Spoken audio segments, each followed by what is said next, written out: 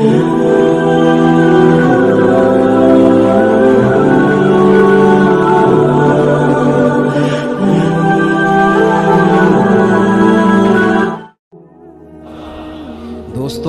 محبتیں کرنا، پیار کرنا، جذبات کا اظہار کرنا، شوق پیدا کرنا، وارفتگی. ابھی میں آیا ہوں نا تو مجھے ہمارے سیالوی صاحب کے والد صاحب کہہ رہے تھے میرے بچے بڑے شوق سے امام علی مقام کی محفل سجاتے ہیں.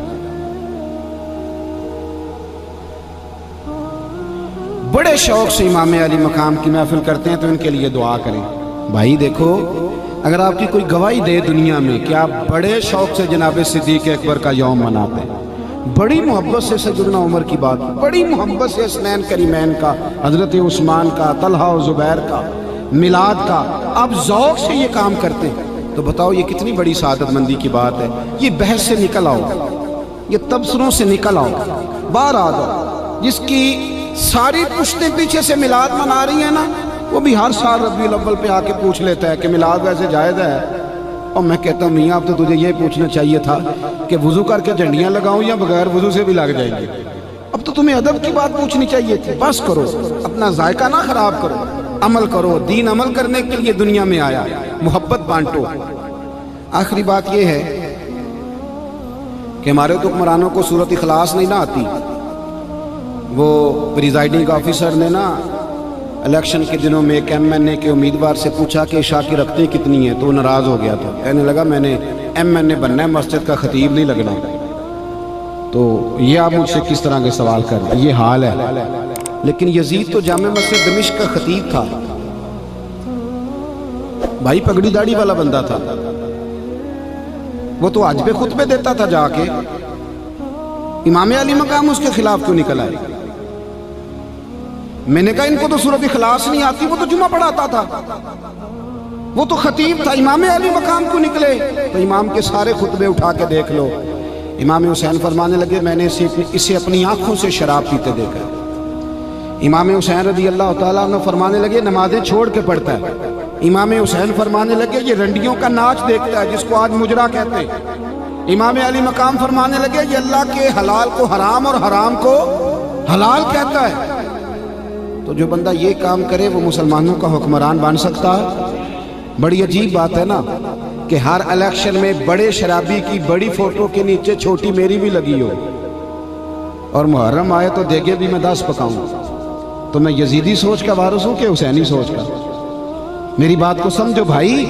امام علی مقام نے خاندان سارا قربان کرا دیا کہ رنڈیوں کا ناچ دیکھنے والا ہمیں قبول ہے، اور جس کے اپنے موبائل میں سارا گاند ہو، جو خود لڑکیوں کے کالج اور سکول کے سامنے کھڑا ہوتا ہو، جس کی اپنی نظر ناپاک ہو، وہ کس منہ سے کہتا ہے کہ امام حسین کا دن مناؤں گا؟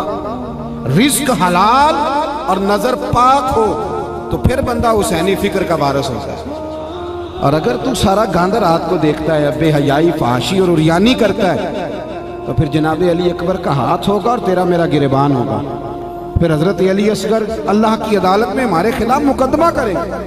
ہم پرموٹ کریں یزیدی سوچوں کو، بے حیائی کو، فحاشی کو، عریانی کو. امام علی مقام نے نا 9-10 محرم کی درمیانی رات ابن سعد نے آ کے کہا کہ 2 ہی باتیں، یا آپ یزید کے ہاتھ پہ بیعت کریں یا جنگ کریں، 2 ہی باتیں. امام حسین فرمانے لگے بس فیصلہ ہو گیا. اس نے کہا جی میں نے ابن زیاد سے پوچھ لیا، یزید تک میسج چلا گیا، باتیں 2 ہی ہیں، یا بیعت کریں یا جنگ کریں. تو امام حسین فرمانے لگے مجھے 1 رات کی مہلت دے دے، صبح بات کروں گا.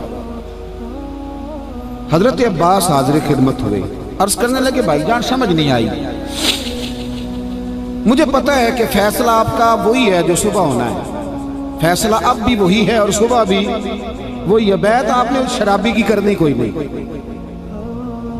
پتہ ہے ہمارے حکمران بھی اس طرح کے مذہب چاہتے ہیں اس طرح کا دبئی میں ہے. مسجد بھی بہت بڑی اور 3 کلومیٹر پہ شراب خانہ بھی بڑا، جس کا دل کرے ادھر جائے، جس کا دل کرے. اسی طرح کے اسلام اللہ ماشاءاللہ تمام اسلامی حکمران چاہتے ہیں. پر امام حسین نے فرمایا نہ بھائی، جہاں میرے نانا کے نام کی اذان پڑھی جائے گی وہاں شرابیں نہیں چلیں گی، وہاں بے حیائیاں یہ کام نہیں ہونے دیں گے. کہا جناب फैसला आपका वही है, आपने उसकी बैत तो करनी नहीं। तो जंग ही होनी है तो हुजूर आपने रात की मोहलत मांग लिया, तो यजीदी क्या सोचेंगे कि इमाम ने मोहलत मांग ली। तवज्जो है मेरी बात पर? खत्म कर रहा हूं, सबक दे रहा हूं, रिजल्ट बयान कर रहा हूं। आपने क्यों मोहलत मांगी? तो इमाम हुसैन फरमाने लगे, अब्बास तेरा क्या ख्याल है? मैंने सोचने के लिए मोहलत मांगी है। कहा भाईजान फिर बताएं। तो मेरे इमाम का ये जुमला कभी ना भूलना।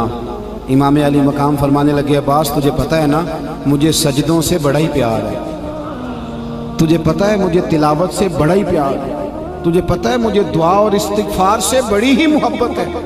फरमाया एक रात इसलिए ली है कि मैं ज़रा खुल के अपने रब की बारगाह में सजदे करूं, मैं ज़रा खुल के दुआ करूं, इस्तिगफार करूं। संगियो हमारी बहस 5 घंटे की हो, लेकिन दरूद पाक की बारी आए तो यहाँ हमें काम याद आ जाए, यहाँ हमें नींद आ जाए। तो इमाम अली मकाम का तो सजदों से प्यार है। इमाम हुसैन ने सर सजदे में कटाया है और तिलावत नेज़े की नोक पे भी जारी रही।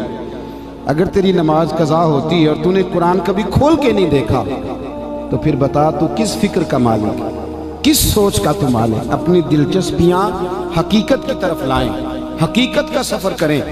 इमाम हुसैन के खैमों में 3 दिन तक खाना और पानी बंद रहा है, पर कुरान पाक की तिलावत 1 मिनट के लिए भी बंद नहीं हुई। नमाज किसी की एक भी कज़ा नहीं हो गई। और तेरी बेटे की शादी पे भी नमाज कज़ा हो जाती है, तेरी मंगनी और वलीमे पे भी नमाज रुखसत हो जाती है। खुदा रहा वापस लौटे, असल का सफ़र करें। एक तो अकीदतमंद बने, न्याजमंद बने, बाअदब बने, और दूसरा उन सोचों की पैरवी करें। आपको ना शराबी, फासिक और फाजर आदमी देख के गुस्सा आना चाहिए, इज़हारे बेजारी पैदा होना चाहिए। हमें तो मुसीबत लग गई है, फोटो खिंचानी है, और जिस तरह का मर्जी हो, ये हमसे न रकम होंगे कसीदे यजीद के, हम लोग तो हुसैन के सीरत निगार हैं। और वैसे भी दोस्ती कातिल से भी, मकतूल से याराना भी, ये कैसे हो सकता है? अपनी सोचों के ज़ाविये दुरुस्त करें, खड़े होना सीखें, खड़े होना। नजरें पाक मोहम्मद बिन कासम आए ना यहाँ लड़ाई करने के लिए, बड़े परेशान थे मोहम्मद बिन कासम। एक बुजुर्ग मिले तो कहने लगे, बेटे क्यों परेशान हो? उसने कहा जी नया इलाका है, राजेदार से मुकाबला है, जुबान आती नहीं, रस्तों का पता कोई नहीं, कैसे लड़ूंगा? नौजवान मेरी बात पे गौर करें। कुछ दिनों के बाद वो बुजुर्ग दोबारा मिले तो मोहम्मद बिन कासम बड़े खुश थे, मुतमईन थे, हशाश बशाश। बुजुर्ग कहने लगे क्या हुआ? अभी जंग तो हुई नहीं। कहने लगा हजरत जी मुझे पता चल गया है, राजा दाहर चंद घंटे मेरे सामने खड़ा नहीं हो सकता। आपको कैसे पता चल गया? कहने लगा मैंने तहकीक कराई है, मैंने सुना नजर का गंदा है, उसके तो मामू की, फुफ्फो की, चचा की बेटियां उसकी मैली नजर से नहीं बचती। जो लोग नजर के गंदे होते हैं वो मैदानों में खड़े रहने के काबिल नहीं होते। हाँ, नजर पाक हो तो इंसान मैदान में खड़ा रहता है। तो मेरा मुकाबला नहीं कर सकता। हुसैनी वो होता है जिसकी नजर में सफाई होती है, बात में सदाकत होती है, जिससे मैदान में ठहरना आता है, जो सवेरे बात और करे, दोपहर को और करे, शाम को और करे। उसका इमाम अली मकाम की सोच से क्या वास्ता? जरा खड़ा होना सीखे, खड़ा होना। हवा का रुख देख के फैसले ना बदला करो, बल्कि फैसले इस तरह आपके फैसलों से दुनिया बदल जाए। इनकलाबी वो लोग होते हैं जो बदल देते हैं दुनिया को। इंसान को बेदार तो हो लेने दो, हर शख्स पुकारेगा हमारे हैं हुसैन,